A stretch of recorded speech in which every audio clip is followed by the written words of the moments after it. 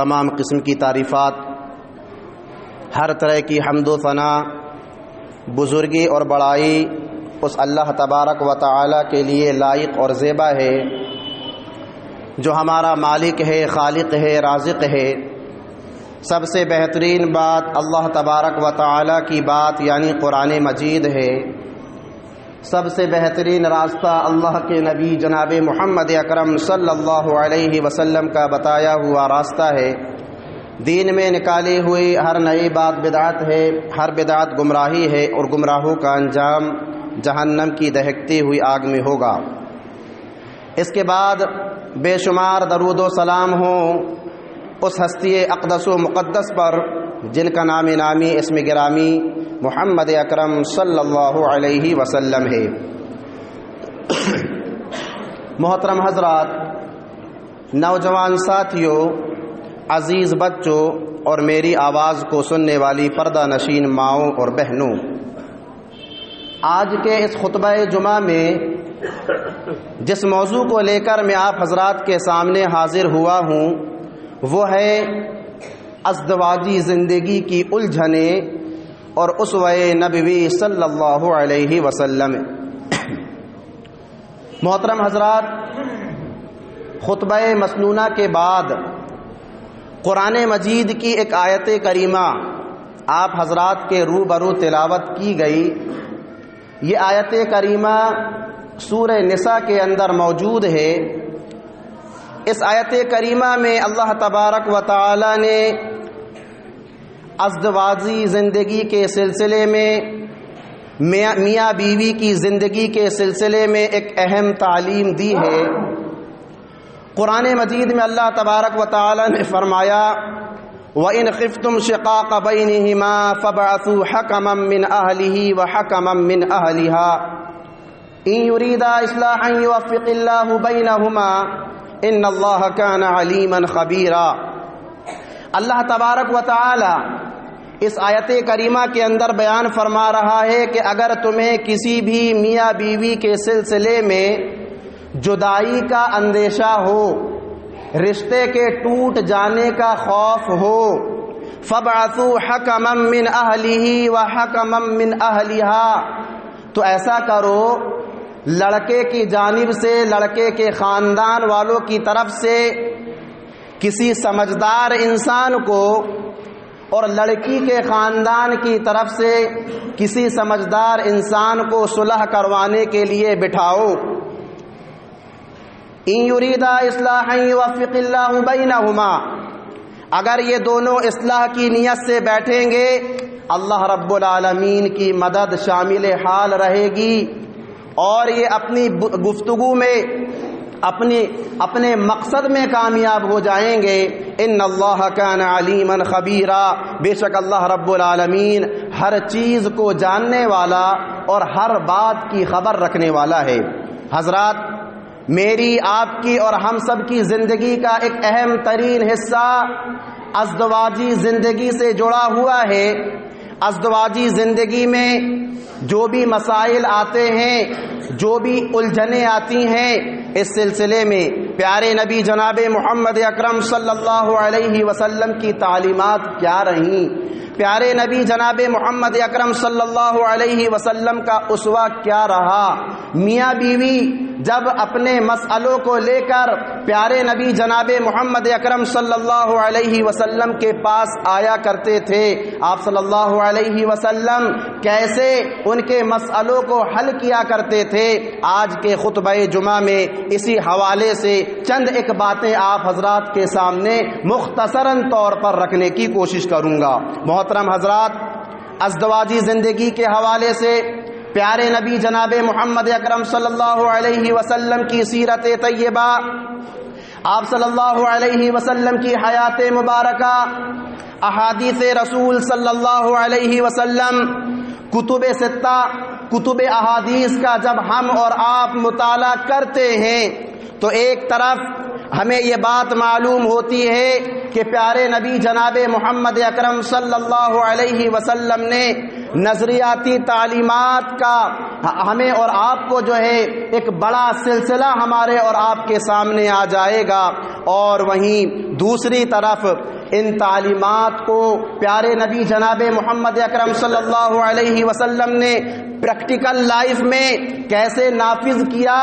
آپ صلی اللہ علیہ وسلم نے جو جو باتیں بیان فرمائیں ان احکامات کو پیارے نبی جناب محمد اکرم صلی اللہ علیہ وسلم نے کیسے عمل میں لایا، اس سلسلے میں بہت ساری مثالیں، بہت سارے نمونے ہمیں اور آپ کو مل جائیں گے۔ تیسری بات میرے مسلمان بھائیوں، ازدواجی زندگی میں اگر الجھنیں آ جاتی ہیں، ازدواجی زندگی میں اگر مسائل پیدا ہو جاتے ہیں تو پیارے نبی جناب محمد اکرم صلی اللہ علیہ وسلم نے ان کو کیسے فیس کیا، ان کو کیسے حل کیا، اس سلسلے میں بھی اگر ہم اور آپ کتب احادیث کا مطالعہ کرتے ہیں بہت سارے نمونے ہمیں اور آپ کو مل جائیں گے۔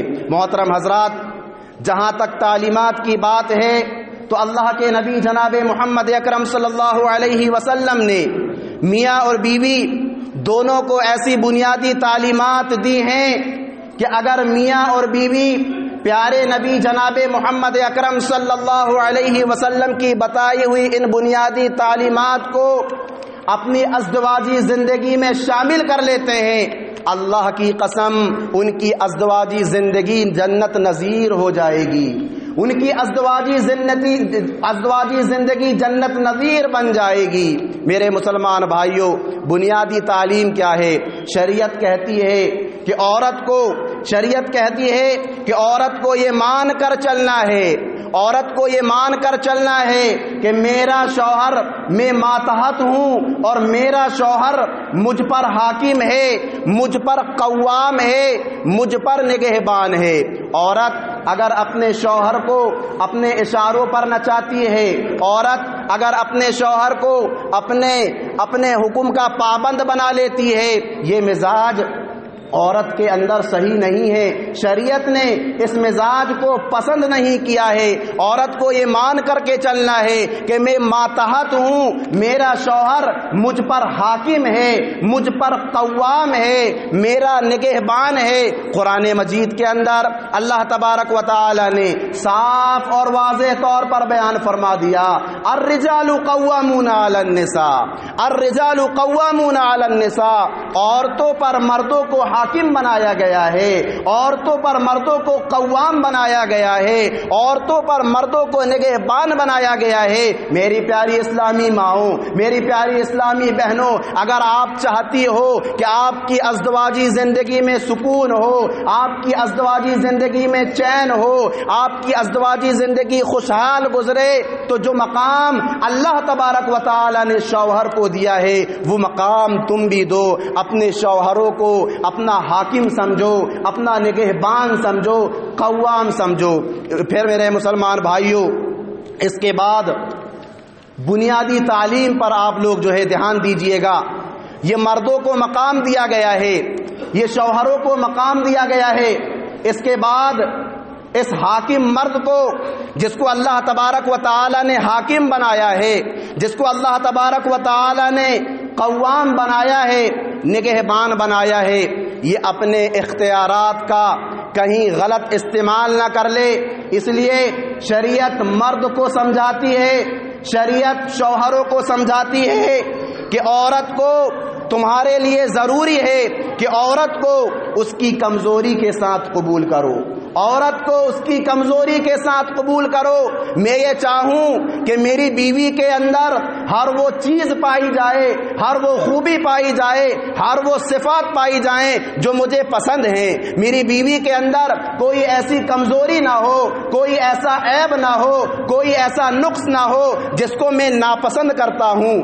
ناممکن ہے میرے مسلمان بھائیوں، یہ بات ناممکن ہے۔ اللہ کے نبی جناب محمد اکرم صلی اللہ علیہ وسلم نے فرمایا کہ عورت کو اس کی کمزوری کے ساتھ قبول کرو۔ مسلم کی حدیث ہے، اللہ کے نبی جناب محمد اکرم صلی اللہ علیہ وسلم فرما رہے ہیں کسی ایک کمزوری اور عادت کی وجہ سے کوئی مرد کسی عورت کو ناپسند نہ کرے. اگر ایک عادت تمہیں اس کی اچھی نہیں لگتی، اس کے اندر کوئی برائی ہے، اس کے اندر کوئی خامی ہے، تو تمہیں کیا کرنا ہے؟ اللہ کے نبی جناب محمد اکرم صلی اللہ علیہ وسلم نے فرمایا صبر کرو، صبر کرو، صبر کرو. اللہ اس کے مقابلے میں کوئی خوبی اس کے اندر رکھا ہوگا، وہ خوبی تمہیں خوش کر دے گی، وہ خوبی تمہیں خوش کر دے گی. عورت کو اس کی کمزوری کے ساتھ قبول کرنا ہے. اسی طرح سے اللہ کے نبی جناب محمد اکرم صلی اللہ علیہ وسلم نے فرمایا کہ عورت کو پسلی کی ہڈی سے پیدا کیا گیا ہے.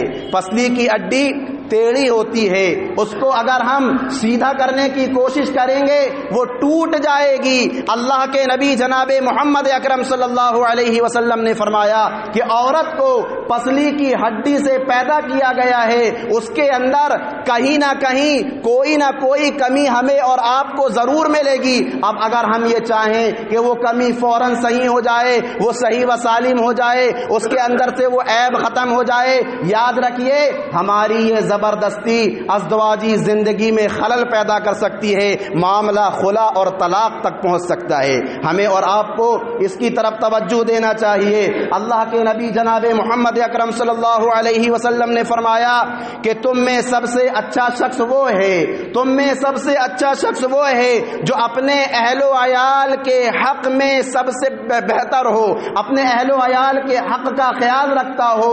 اور اگر اس معیار پر دیکھو تو اے لوگو میں تم میں کا سب سے بہترین انسان ہوں.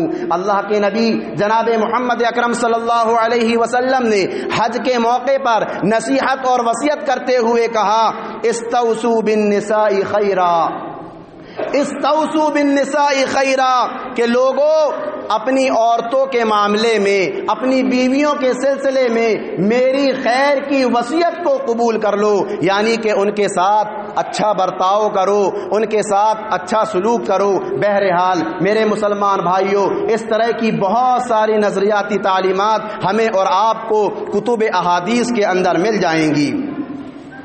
جب ہم پیارے نبی جناب محمد اکرم صلی اللہ علیہ وسلم کی پریکٹیکل لائف کو دیکھتے ہیں تو واللہ جو باتیں آپ صلی اللہ علیہ وسلم نے بیان فرمایا وہ سب تعلیمات اللہ کے نبی جناب محمد اکرم صلی اللہ علیہ وسلم کی زندگی میں مجسم عملی نمونے کے طور پر نظر آتی ہے.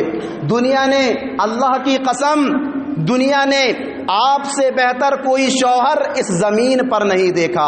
اللہ کے نبی جناب محمد اکرم صلی اللہ علیہ وسلم کی 11 ازواج مطہرات تھیں. بیک وقت 9 بیویاں اللہ کے نبی جناب محمد اکرم صلی اللہ علیہ وسلم کی زوجیت میں تھیں. جب سوکنے ہوتی ہیں کتنے مسائل کھڑے ہوتے ہیں، کتنی الجھنیں کھڑی ہوتی ہیں. لیکن دیکھیے پیارے نبی جناب محمد اکرم صلی اللہ علیہ وسلم کا کردار بحیثیت شوہر کتنا مثالی کردار تھا کہ پوری زندگی پیارے نبی جناب محمد اکرم صلی اللہ علیہ وسلم نے ام المؤمنین پر ہاتھ نہیں اٹھایا. پوری زندگی پیارے نبی جناب محمد اکرم صلی اللہ علیہ وسلم نے ام المؤمنین کے جذبات کو ٹھیس نہیں پہنچایا.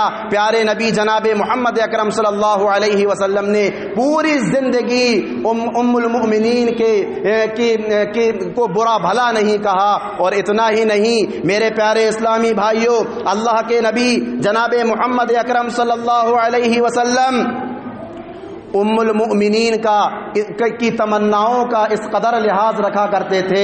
اللہ کے نبی جناب محمد اکرم صلی اللہ علیہ وسلم ام المؤمنین کی آرزوؤں کا، ان کی خواہشوں کا اتنا خیال رکھا کرتے تھے کہ اللہ کے نبی جناب محمد اکرم صلی اللہ علیہ وسلم ایک مرتبہ گھر میں داخل ہوئے. کیا دیکھتے ہیں؟ ام المؤمنین حضرت عائشہ صدیقہ رضی اللہ عنہا اپنی سہیلیوں کے ساتھ کھیل رہی ہیں. پیارے نبی جناب محمد اکرم صلی اللہ علیہ وسلم کو جب آتا ہوا حضرت عائشہ صدیقہ رضی اللہ عنہا کی سہیلیوں نے دیکھا، وہ چھپ گئیں۔ اللہ کے نبی جناب محمد اکرم صلی اللہ علیہ وسلم نے حضرت عائشہ صدیقہ رضی اللہ عنہا سے کہا کہ جاؤ اپنی سہیلیوں کو بلا لو اور ان کے ساتھ کھیلو۔ اللہ کے نبی جناب محمد اکرم صلی اللہ علیہ وسلم اپنی ازواج مطہرات کا بے پناہ خیال رکھا کرتے تھے، ان کی خواہشات کا، ان کی جائز تمناؤں کا اللہ کے نبی بے پناہ خیال رکھا کرتے تھے۔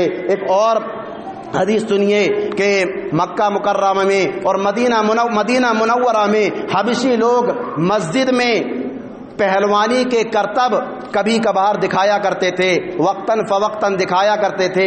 مسجد کے صحن میں یہ لوگ اپنے کرتب دکھایا کرتے تھے۔ ام المؤمنین کے دل میں یہ خواہش پیدا ہوئی کہ میں بھی جو ہے ان کے کرتب کو دیکھوں گی، چنانچہ انہوں نے پیارے نبی جناب محمد اکرم صلی اللہ علیہ وسلم کے سامنے اپنی خواہش کا اظہار کیا۔ اللہ کے نبی جناب محمد اکرم صلی اللہ علیہ وسلم نے ان کو لے کر کے آئے، اپنی پیٹھ کے پیچھے کھڑا کیا اور وہاں کے مسلمانوں کے کرتب وہ ام المؤمنین حضرت عائشہ صدیقہ رضی اللہ عنہا پیارے نبی جناب محمد اکرم صلی اللہ علیہ وسلم کے پیچھے کھڑے ہو کر دیکھتی رہیں۔ ام المؤمنین کہتی ہیں کہ جب تک میں اکتا نہ گئی، جب تک کہ میں بور نہ ہو گئی، جب تک کہ میں تھک نہیں گئی، پیارے نبی جناب محمد اکرم صلی اللہ علیہ وسلم وہاں پر کھڑے رہے۔ اور جب میں نے کہا کہ اے اللہ کے رسول اب آپ مجھے اپنے حجرے پر چھوڑ دیجئے، تب پیارے نبی جناب محمد اکرم صلی اللہ علیہ وسلم نے ان کو حجرے میں چھوڑ کر آئے۔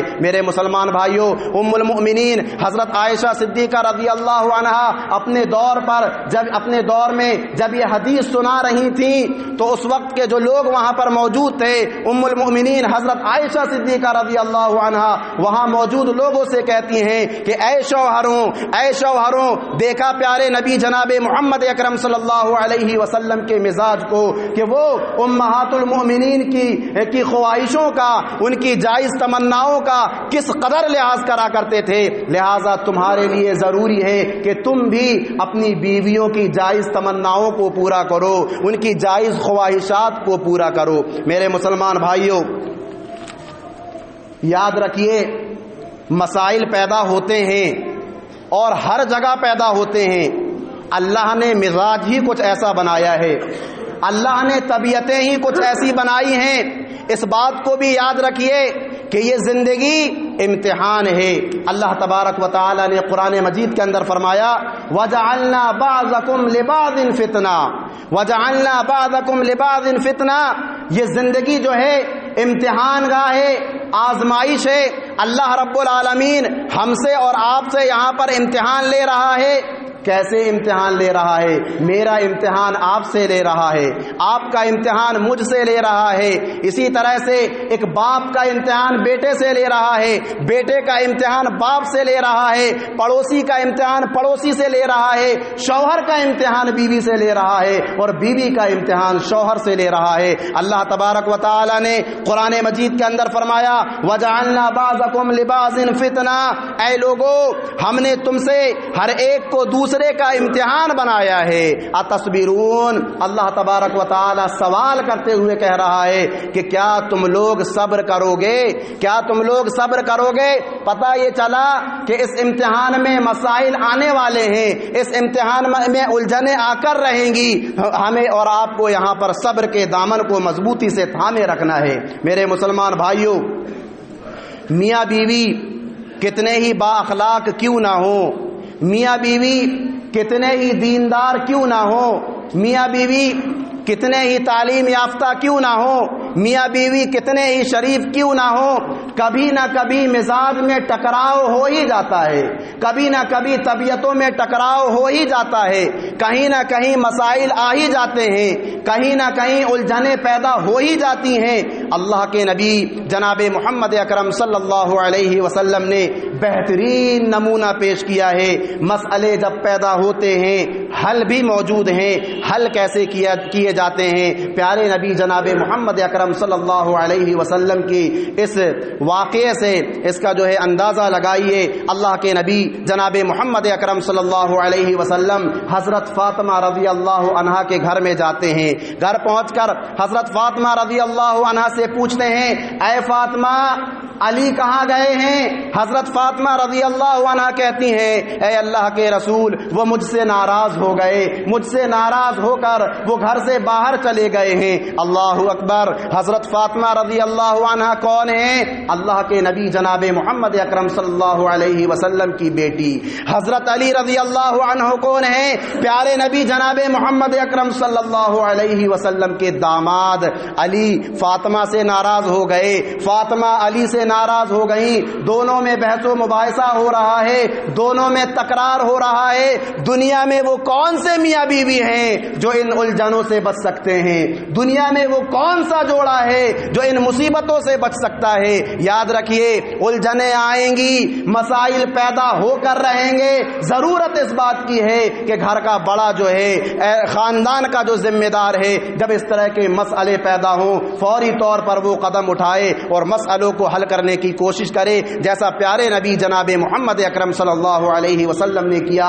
اللہ کے نبی جناب محمد اکرم صلی اللہ علیہ وسلم نے ایک صحابی کو بھیجا، جاؤ جا کر دیکھو تو صحیح علی کہاں ہیں۔ وہ صحابی رسول حضرت علی رضی اللہ عنہ کو ڈھونڈتے ہیں، بالآخر حضرت علی رضی اللہ عنہ مسجد میں مل جاتے ہیں۔ مسجد میں وہ آرام کر رہے تھے، سوئے ہوئے تھے۔ پیارے نبی کی خدمت میں آتے ہیں اور آ کر کہتے ہیں، اے اللہ کے رسول حضرت علی مسجد میں سوئے ہوئے ہیں۔ پیارے نبی جناب محمد اکرم صلی اللہ علیہ وسلم دوڑے دوڑے مسجد میں جاتے ہیں، کیا دیکھتے ہیں؟ حضرت علی کچا فرش ہے، زمین پر لیٹے ہوئے ہیں، ان کے جسم پر مٹی لگی ہوئی ہے۔ پیارے نبی ان کے پاس جاتے ہیں، بیٹھتے ہیں، ان کے جسم پر لگی ہوئی مٹی کو صاف کرتے ہیں اور کہتے ہیں، قم یا ابا تراب، قم یا ابا تراب، اے ابو تراب کھڑے ہو جاؤ، اے ابو تراب کھڑے ہو جاؤ۔ میرے مسلمان بھائیوں، پیارے نبی جناب محمد اکرم صلی اللہ علیہ وسلم کے یہ میٹھے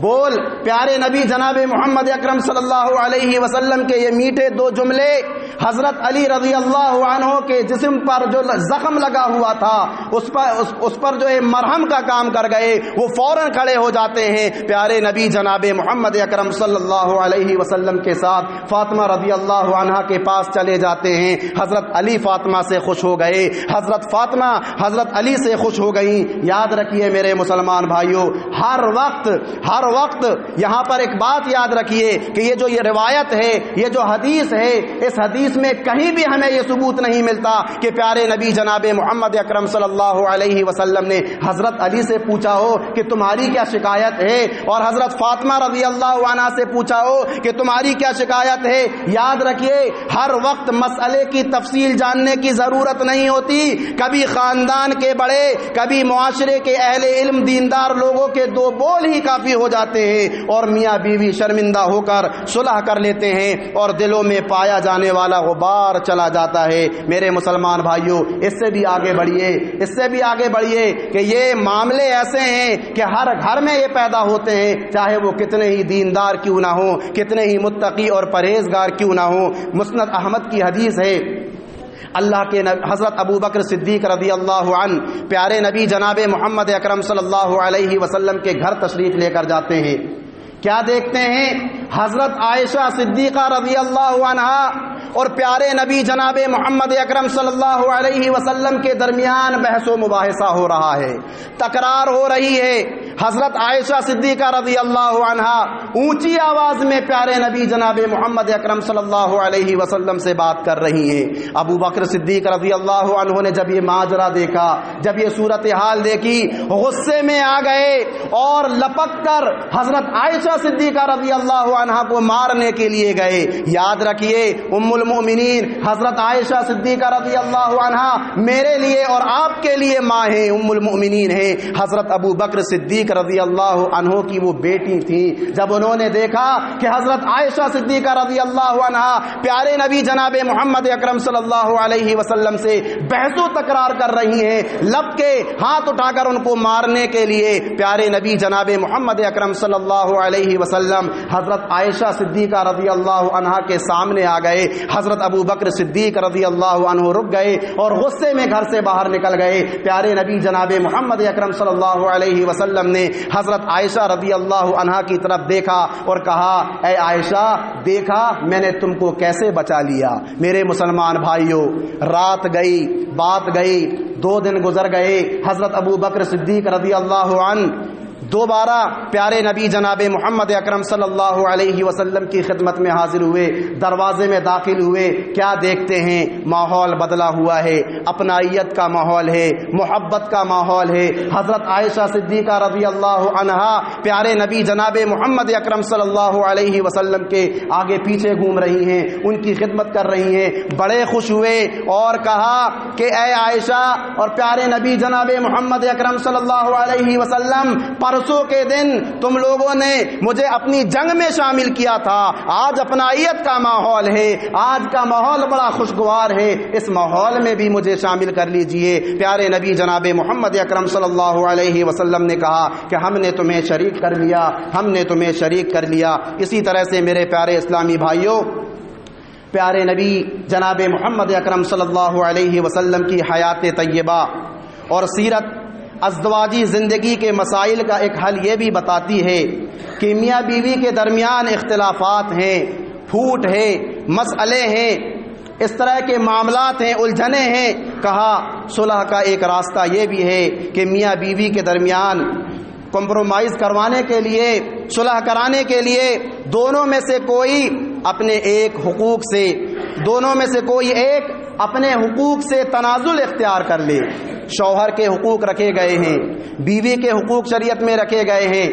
شوہر اگر دیکھ رہا ہے کہ بیوی اس کے حقوق کو ادا نہیں کر رہی ہے، ازدواجی زندگی کو برقرار رکھنا ہے، اگر سختی کریں گے رشتہ ٹوٹ جائے گا، تو اپنے اس حق سے جو ہے وہ تنازل اختیار کر لے، اس کو نظر انداز کر دے۔ اسی طرح سے بیوی اگر دیکھ رہی ہے کہ شوہر اس کے حق کو صحیح طریقے سے ادا نہیں کر رہا ہے، تو شریعت کہتی ہے کہ بیوی اپنے اس حق سے تنازل اختیار کر لے اور اپنے ٹوٹتے ہوئے رشتے کو بچانے کی کوشش کرے۔ حضرت سودا رضی اللہ عنہا کو یہ اندیشہ ہوا کہ پیارے نبی جناب محمد اکرم صلی اللہ علیہ وسلم، پیارے نبی جناب محمد اکرم صلی اللہ علیہ وسلم ان کو جو ہے طلاق دے دیں گے، چھوڑ دیں گے اور وہ پیارے نبی کی زوجیت سے محروم ہو جائیں گی۔ چنانچہ انہوں نے پیشکش کی، آگے بڑھ کر پیشکش کی اور پیارے نبی جناب محمد اکرم صلی اللہ علیہ وسلم سے کہا، اے اللہ کے رسول، میں عمر دراز ہو چکی ہوں، میں بڑی ہو چکی ہوں، مجھے اب کسی خواہش کی ضرورت نہیں، لہٰذا میرا جو حق ہے میں اس حق سے تنازل اختیار کرتی ہوں، اس حق کو میں چھوڑتی ہوں اور میری جو باری ہے اس باری کو میں حضرت عائشہ صدیقہ رضی اللہ عنہ کو دے دیتی ہوں۔ تو میرے مسلمان بھائیوں، تنازل اختیار کر لینے سے اگر بات بن جاتی ہے تو اس پر بھی عمل کر کے دیکھنا چاہیے۔ آخری بات، اگر ساری تدبیریں ناکام ہو جاتی ہیں، ساری تدبیریں بے اثر ہو جاتی ہیں، میاں بیوی کا زندگی گزارنا محال ہو جاتا ہے، اگر انہیں زبردستی کیا جائے تو خلاف شرع کام ہو سکتے ہیں، تو شریعت کہتی ہے کہ ان کے ساتھ زبردستی نہ کی جائے، ان کے ساتھ زبردستی نہ کی جائے، بہتر طریقے سے خلا یا بہتر طریقے سے طلاق دلوا کر ان دونوں کے درمیان جدائی کروا دی جائے۔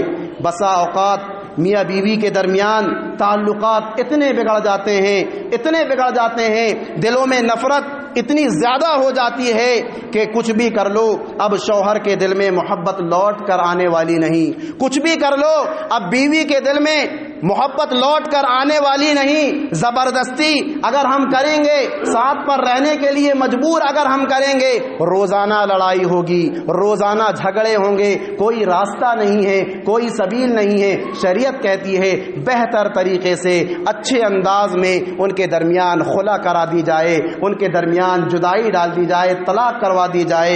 حضرت ثابت بن قیس رضی اللہ عنہ کی بیوی پیارے نبی جناب محمد اکرم صلی اللہ علیہ وسلم وسلم کی خدمت میں حاضر ہوتی ہیں اور آ کر کے کہتی ہیں اے اللہ کے رسول، میرے شوہر ثابت بن قیس رضی اللہ عنہ، میرے شوہر ثابت بن قیس رضی اللہ عنہ، ان کی دینداری پر مجھے کوئی اعتراض نہیں، ان کے اخلاق پر مجھے کوئی اعتراض نہیں، اے اللہ کے رسول پتہ نہیں مجھے کیا ہو گیا، میرے دل میں ان کے لیے کراہیت پیدا ہو گئی، میں نہیں چاہتی کہ ان کے ساتھ میں ازدواجی زندگی گزاروں، اے اللہ کے رسول ہمارے درمیان جدائی کروا دیجئے، خلا کروا دیجئے، طلاق کروا دیجئے۔ کیا معاشرہ تھا میرے مسلمان بھائیوں، وہ کتنا پیارا معاشرہ تھا، وہ جدائی کرانے کے لیے آ رہی ہیں، انداز دیکھیے۔ اور آج ہم اپنے معاشرے کا جائزہ لیں، شوہر میں بیوی میں اگر جدائی ہوتی ہے، طلاق کی بات آتی ہے، خلا کی بات آتی ہے، الزامات کی بارش ہونا شروع ہو جاتی ہیں، شوہر بیوی پر الزام لگاتا ہے، بیوی شوہر پر الزام لگا رہی ہوتی ہے، اور وہ باتیں جو ان کے اندر پائی جاتی تھیں ان کو بھی بیان کیا جا رہا ہے، اور جو نہیں پائی جاتی تھیں ان کو بھی بیان کیا جاتا ہے۔ میرے مسلمان بھائیوں، کتنا پیارا معاشرہ تھا۔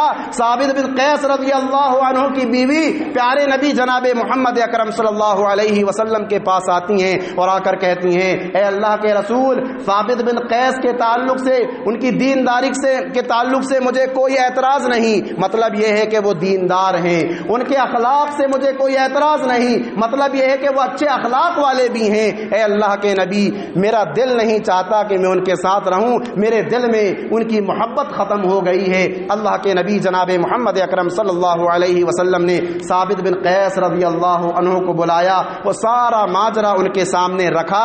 حضرت ثابت بن قیس رضی اللہ عنہ سے پوچھا کہ تم نے مہر میں کیا دیا تھا؟ انہوں نے کہا ایک باغ دیا تھا۔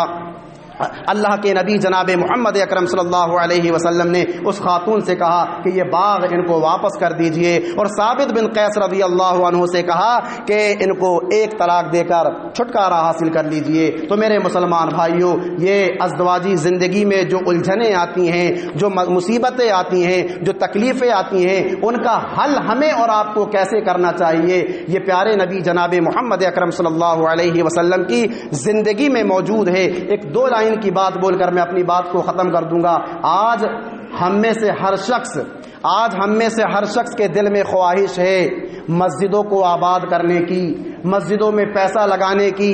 ہم میں سے ہر شخص یہ چاہتا ہے کہ محلہ محلہ، ہر مسلمان یہ چاہتا ہے کہ محلہ محلہ مساجدیں ہوں، اللہ کے گھر ہوں، وہاں لوگ نمازیں پڑھیں۔ میرے مسلمان بھائیوں، یہ اچھی سوچ ہے، اس طرح کی سوچ پر ہمیں اور آپ کو عمل پیرا ہونا چاہیے، لیکن وہیں ہمیں اس سوچ پر بھی عمل کرنا چاہیے کہ جس طرح سے ہر محلے میں اللہ کا ایک گھر ہو، ویسے ہی ہر محلے میں ایک ایسا دفتر ہونا چاہیے جس میں کچھ اہل علم ہوں، کچھ دیندار لوگ ہوں، کچھ سمجھدار لوگ ہوں، وکلاء حضرات ہوں، ایسے سمجھدار لوگ ہوں جو ٹوٹتے ہوئے خاندان کو جوڑنے کا کام کرنے والے ہوں۔ میرے مسلمان بھائیوں، توڑنے والے تو ہمیں اور آپ کو بہت زیادہ مل جائیں گے، جوڑنے والوں کی بہت زیادہ کمی ہے میرے مسلمان بھائیوں۔ تو اس طرف بھی جو ہے ہمیں اور آپ کو توجہ دینے کی ضرورت ہے۔ اللہ تبارک و تعالیٰ سے دعا ہے کہ الہ العالمین ہم تمام کے تمام مسلمانوں کو قرآن اور حدیث کے مطابق زندگی گزارنے والا بنا۔